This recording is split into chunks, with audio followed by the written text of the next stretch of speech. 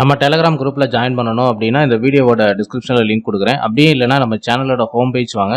இந்த பேனர் செக்ஷனில் வந்து பார்த்தீங்கன்னா இங்கே டெலகிராம் ஐக்கான் இருக்கும். இதை கிளிக் பண்ணீங்க அப்படின்னா நம்ம டெலகிராம் சேனல் குரூப்பில் வந்து நீங்களும் வந்து ஜாயின் பண்ணிக்கலாம். ஓகே, இப்போ வந்து பார்த்தீங்கன்னா இந்த வீடியோவில் உங்களுக்கு தெரியாத அல்லது சில பேருக்கு தெரிஞ்ச, சில பேருக்கு வந்து இன்னுமே டவுட்டாக இருக்கக்கூடிய சில விஷயங்களை பற்றி மட்டும்தான் பார்க்க போகிறோம். ஸோ வாங்க வீடியோக்குள்ளே போகலாம். ஃபர்ஸ்ட் வந்து பார்த்தீங்கன்னா நீங்கள் வந்து ஒரு பிளாக்கர் டு வேர்ட்பிரஸ் நீங்கள் மாறுறீங்க அப்படின்னா கண்டிப்பாக வந்து இந்த அனலிட்டிக்ஸ் ஐடி வந்து நீங்கள் திரும்ப கிரியேட் பண்ணணும். அதே சமயத்தில் வந்து சர்ச் கன்சோலுமே நீங்கள் வந்து டொமைன் மாற்றின அந்த யூஆர்எல் பேரில் வந்து திரும்ப ஒரு பேஜ் வந்து கிரியேட் பண்ணணும். இதில் அனலிட்டிக்ஸ் செக்ஷன் வந்தீங்க அப்படின்னா நீங்கள் வந்து ஃபுல்லாகவே இந்த பழைய blogspot.comல கிரியேட் பண்ண அனலிட்டிக்ஸ் பேஜை வந்து டெலீட் பண்ணிட்டு பண்ணலாம். இல்லை அப்படின்னா ஏற்கனவே இருக்கக்கூடிய அந்த அனலிட்டிக்ஸ் பேஜ்லேயே வந்து பார்த்தீங்கன்னா ஜஸ்ட் வந்து உங்கள் டொமைன் ஆட் பண்ண அந்த யூஆர்எல்ல மாற்றுறது மூலியமாகவும் நீங்கள் சேஞ்ச் பண்ணிக்கலாம். இது எப்படி மாற்றுறது அப்படின்னு பார்த்தீங்கன்னா அனலிட்டிக்ஸில் இந்த அட்மின் அப்படிங்கிற செக்ஷனை கிளிக் பண்ணீங்க அப்படின்னா ஆல் வெப்சைட் டேட்டா அப்படிங்கிற ஆப்ஷன் இருக்கும். அது கீழே வந்து வியூ செட்டிங் அப்படிங்கிற ஒரு ஆப்ஷன் இருக்கும். இதை நீங்கள் கிளிக் பண்ணதுக்கப்புறம் வந்து பார்த்தீங்கன்னா இதில் உங்களுடைய வெப்சைட் வந்து இருக்கும் அண்ட் யூஆர்எல் வந்து பார்த்தீங்கன்னா இந்த இடத்துல இருக்கும். ஜஸ்ட் இந்த யூஆர்எல்ல நீங்கள் மாற்றிட்டு கீழே வந்து பார்த்தீங்கன்னா நீங்கள் வந்து சேவ் அப்படிங்கிற ஆப்ஷன் கொடுத்துருங்க. அதே சமயத்தில் நீங்கள் வந்து சர்ச் கன்சோலில் வந்து நீங்கள் இப்போ டொமைன் ஆட் பண்ண அந்த யூஆர்எல் வந்து ஒரு பேஜ் கிரியேட் பண்ணணும்னா ஃபர்ஸ்ட் வந்து பழைய அந்த யூஆர்எல் வந்து நீங்கள் டெலீட் பண்ணிடுங்க. அந்த பழைய யூஆர்எலுக்கு உண்டான பேஜ் வந்து நீங்கள் டெலீட் பண்ணிடுங்க. ஸோ டெலீட் பண்ணக்கூடிய வீடியோ ஆல்ரெடி நம்ம சேனலில் போட்டிருக்கோம். அனலிட்டிக்ஸ் எப்படி நம்ம டெலீட் பண்ணுறது, சர்ச் கன்சோல் பேஜ் வந்து எப்படி நம்ம டெலீட் பண்ணுறது எல்லாமே நம்ம ஆல்ரெடி வீடியோ வந்து போட்டிருக்கோம். ஸோ பார்க்கல அப்படின்னா நீங்கள் போய் பார்த்துருங்க.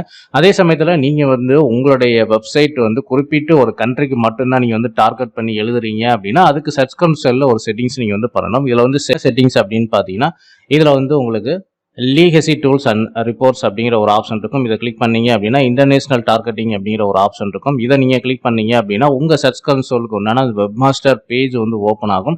ஸோ இந்த செக்ஷனில் வந்து பார்த்தீங்கன்னா ஃபர்ஸ்ட் நீங்கள் வந்து இந்த கண்ட்ரியை நீங்கள் வந்து மாற்றணும். இதில் வந்து கண்ட்ரி அப்படிங்கிற ஒரு ஆப்ஷன் இருக்கும். இதை வந்து கிளிக் பண்ணுங்க. இப்போ டிஃபால்ட்டாக வந்து பார்த்தீங்கன்னா உங்களுக்கு வந்து இந்தியா அப்படின்னு சொல்லிட்டு தான் வந்து இருக்கும். ஸோ இதில் வந்து பார்த்தீங்கன்னா நீங்கள் வந்து உதாரணத்துக்கு இப்போ நீங்கள் யுனைடெட் ஸ்டேட் மாற்றுறீங்க அப்படின்னா இங்கே போயிட்டு நீங்கள் வந்து இப்போ நான் டிஃபால்ட்டாக பார்த்தீங்கன்னா யுனைடெட் ஸ்டேட் வந்து இருக்குது. பட் ஆனால் நீங்கள் உங்கள் சைட்டுக்கு வந்து டிஃபால்ட்டாக வந்து பார்த்தீங்கன்னா இந்தியா அப்படின்னு இருக்கும். இதில் போயிட்டு நீங்கள் வந்து எந்த கண்ட்ரி ஆடியன்ஸ்க்கு வந்து உங்கள் வெப்சைட் வந்து டார்கெட் பண்ணுறீங்களோ ஸோ அந்த கண்ட்ரி வந்து இதில் செலக்ட் பண்ணிட்டு நீங்கள் வந்து இங்கே சேவ் வந்து ஆட்டோமேட்டிக்காக நீங்கள் சேஞ்ச் பண்ணிட்டாலே ஆட்டோமேட்டிக்காக இந்த பேஜ் ரிஃப்ரெஷ் ஆகிட்டு உங்களுக்கு சேஞ்ச் ஆயிரும். புரியுதுங்களா? ஓகே, அடுத்து வந்து பார்த்தீங்கன்னா இப்போ கூகுள் நியூஸில் வந்து ஒரு டவுட் வந்து இருக்கும். இப்போ நீங்கள் பிளாக்கரில் நீங்கள் கூகுள் நியூஸ் அப்ரூவல் எடுத்து வச்சுருப்பீங்க. தென் பார்த்தீங்கன்னா நீங்கள் அதுக்கப்புறம் வந்து வேர்ட்பிரஸ்க்கு நீங்கள் கன்வெர்ட் பண்ணியிருப்பீங்க. ஸோ கன்வெர்ட் பண்ணதுக்கப்புறம் எல்லாருமே மறக்கக்கூடிய ஒரு விஷயம் வந்து பார்த்தீங்கன்னா நீங்கள் கூகுள் நியூஸில் கண்டென்ட் செட்டிங்ஸ் அப்படிங்கிற ஒரு ஆப்ஷன் இருக்கும். இதில் கண்டிப்பாக வந்து நீங்கள் வேர்ட்பிரஸ் வந்து சேஞ்ச் பண்ணிட்டீங்க, பிளாக் அவுட் வேர்ட்பிரஸ் கன்வெர்ட் பண்ணிட்டீங்க அப்படின்னா இதில் வந்து ஃபீடு யூஆர்எல் வந்து கண்டிப்பாக வந்து மாற்றணும். இது வந்து பார்த்தீங்கன்னா வேர்ட்பிரஸ்க்கு உண்டான ஃபீடு யூஆர்எல். ஸோ மறக்காமல் வந்து பார்த்தீங்கன்னா கூகுள் நியூஸ்க்கு நீங்கள் வந்து அப்டேட் வந்து பண்ணி ஆகணும். பண்ணால் மட்டும்தான் நீங்கள் வேர்ட்பிரஸ் மாறினதுக்கப்புறம் உங்களுடைய போஸ்ட் எல்லாமே கூகுள் நியூஸில் வந்து பார்த்தீங்கன்னா உங்களுக்கு வந்து இண்டெக்ஸ் வந்து ஆகும். கூகுள் சர்ச் இன்ஜின்லையுமே உங்களுக்கு வந்து இண்டெக்ஸிங் எந்த ஒரு பிரச்சனையும் இல்லாமல் உங்களுக்கு வந்து நடக்கும். அடுத்து வந்து பார்த்தீங்கன்னா பிளாக்கரோட டேஷ்போர்டு நீங்கள் வந்ததுக்கப்புறம் வந்து பார்த்தீங்கன்னா இப்போ நீங்கள் வந்து இப்போ ஒரு டொமைன் வந்து ஆட் பண்ணுறீங்க. உங்களுடைய பிளாக்கரில் வந்து ஃபர்ஸ்ட் நீங்கள் blogspot.comல ஆரம்பிச்சிட்டீங்க. அதுக்கப்புறம் டொமைன் நீங்கள் ஆட் பண்ணுறீங்க அப்படின்னா இதில் வந்து கஸ்டம் ரோபோட் டெக்ஸ்ட் அப்படின்ட்டு இருக்கு பார்த்தீங்களா? ஸோ இந்த செக்ஷனில் வந்து பார்த்தீங்கன்னா கண்டிப்பாக இப்போ நீங்கள் ஆட் பண்ண அந்த டொமைனோட பேரில் திரும்பவும் எப்படி நீங்கள் சர்ச் கன்சோல் அனலிட்டிக்ஸ் பேஜ் வந்து கிரியேட் பண்ணீங்களோ அதே மாதிரி பார்த்தீங்கன்னா இந்த கஸ்டம் ரோபோட் டெக்ஸ்ட் வந்து பார்த்தீங்கன்னா இப்போ ஆட் பண்ண டொமைனோட யூஆர்எல் நேமில் வந்து பார்த்தீங்கன்னா இந்த சைட் மேப்போட இந்த கஸ்டம் ரோபோட் டெக்ஸ்ட் வந்து கண்டிப்பாக நீங்கள் வந்து மாற்றி ஆகணும். ஸோ அதையும் வந்து மறந்துடாதீங்க.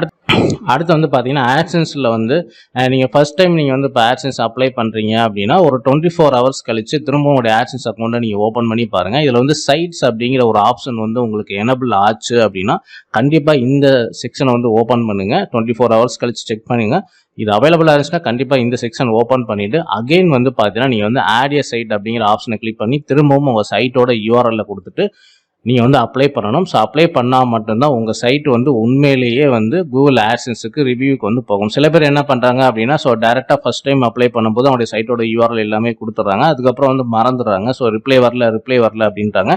கண்டிப்பாக இந்த சைட்டுங்கிற ஆப்ஷன் வந்து ஒரு 24 ஹவர்ஸ் கழிச்சு நீங்கள் செக் பண்ணி பாருங்கள். அவைலபிளாக இருந்துச்சுன்னா திரும்பவும் உங்களுடைய சைட்டோட யூஆர்எல் கொடுத்து நீங்கள் திரும்பவும் ஆட்சன்ஸுக்கு அப்ளை பண்ணுற மாதிரி இருக்கும்.